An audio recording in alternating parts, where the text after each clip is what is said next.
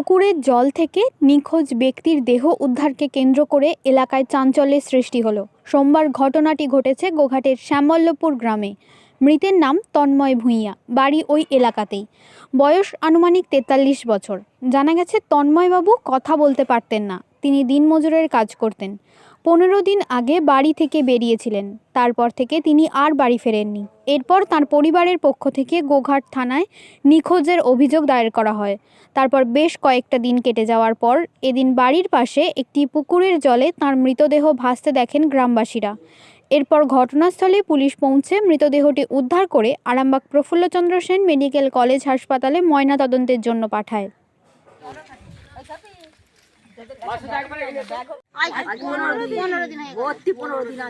15 দিন ধরে নিখোঁজ।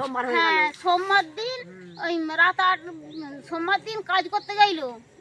সোমবার দিন যে ইংরাজির 15 তারিখ গেছে, কাজ করতে গেল। কাজ থেকে এসে চান টান খেয়ে দিয়ে ঘুমাচ্ছিল। ঘুম থেকে উঠে রাত 8টা বাজছে, গঞ্জ এসছে, যেমন গঞ্জের বাজারে এসে গঞ্জে এসছে। দিয়ে আমরা বলছি আজকে আর গঞ্জে যেতে হবে না। মেয়েগুলো বলছে বাপি ঠান্ডা শীত, যাওনি, খেয়ে শুয়ে করবো। আবার বলছে আমি এক্ষুনি পালিয়ে আসবো করে বেড়ে সেই বেরিয়েছিল, ঘর ঢুকেনি। আমরা এবারে সেই সোমবার দিনটা মঙ্গলবারের দিনটা গেছে। আর ওই তাহলে যেখানে থাকুক তো ঘরকে চলে আসে, তাহলে ঘরকে চলে আসবে। তারপর বুধবার থেকে আমরা খুঁজছি। বুধবার থেকে আমরা এখানে সরাসরি যে ওই থানাতে মেশিন ডায়েরি করে এসেছি। করে এসে চারদিকে খুঁজি, যে যেটা ঠাকুরমারা আরে যে যেটা বলছে সে সেটাই যাচ্ছি। কিন্তু ওকে এরকম করে মদ খাইয়ে বলে এরকম করে ফেলে দিয়েছে বলে বুঝতে পারিনি।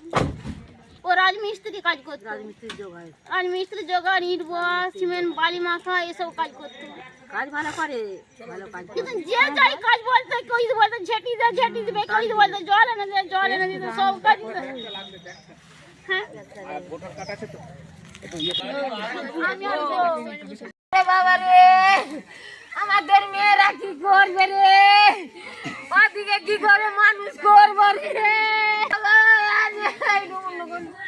15 দিন হবে না তো? হ্যাঁ 15 দিন, একবার 15 দিন।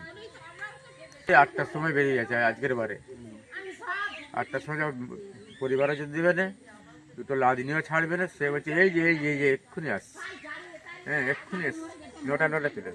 সেই জায়গায় 4 দিন দিয়ে যে আমরা চতুর্দিক খুঁজছি, এমনকি ক্যামেরাতে ছাড়া হলো, তারপরেতে থানায় যাওয়া হয়েছে।